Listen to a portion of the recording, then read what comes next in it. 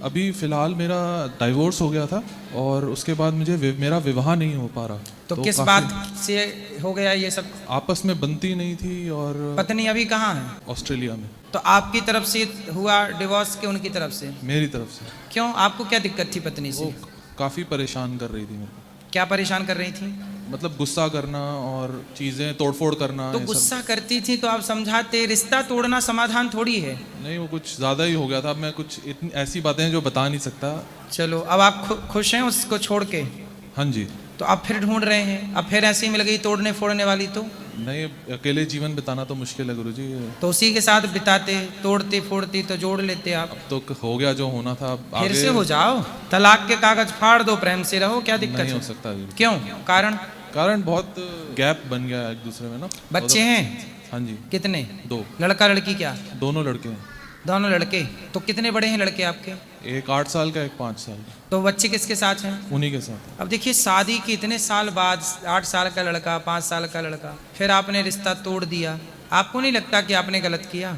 नहीं गुरुजी। नहीं लगता? नहीं गुरुजी, गलत नहीं किया मैं। बहुत तो आपकी पत्नी ने खुशी खुशी तलाक दे दिया कि उनको कोई नहीं, दिक्कत खुशी थी? खुशी खुशी दे दिया। तो पत्नी आपकी कितनी अच्छी थी कि आपकी खुशी के लिए उन्होंने तलाक भी दे दिया आपको? अच्छा कह लो, या उनकी भी यही मर्जी थी। अच्छा, उनकी भी। तो उन्होंने अब दूसरा विवाह कर लिया? मुझे मालूम नहीं है कुछ। कितने साल हो गए तलाक के? 3 साल। 3 वर्ष। मुझे लगता है तलाक वलाक नहीं करना चाहिए। देखो, किसके जीवन में संकट नहीं है, किसके जीवन में मुसीबतें नहीं हैं। उतार चढ़ाव का नाम जीवन है। कांटों के बीच में गुलाब रह लेता है कि नहीं? अच्छों के साथ तो सब रह लेते हैं, बुरों के साथ निभा लेना, यही ना जिंदगी है।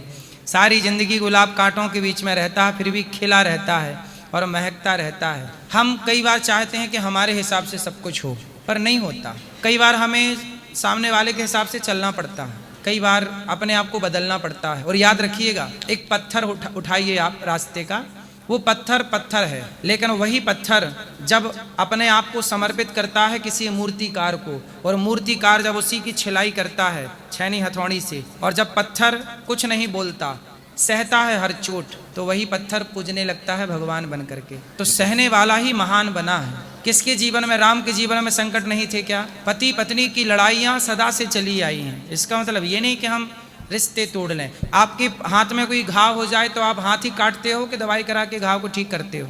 नहीं, ठीक करते हैं, पर वो जख्म इतना गहरा हो गया था कि काटना ही पड़ा। नहीं, कितना भी जख्म गहरा हो, हाथ नहीं काटा जाता। नहीं तो पूरे शरीर में जहर फैल जाता। जहर की स्थिति बनी नहीं ना आपकी, यूं ही काट दिया आपने। मुझे लगता है विवाह के पहले खूब बढ़िया से देखना चाहिए, बिल्कुल नहीं, एक दूसरे को समझना चाहिए, बातचीत कर लेनी चाहिए और फिर विवाह करना चाहिए। जल्दबाजी में विवाह नहीं करना चाहिए।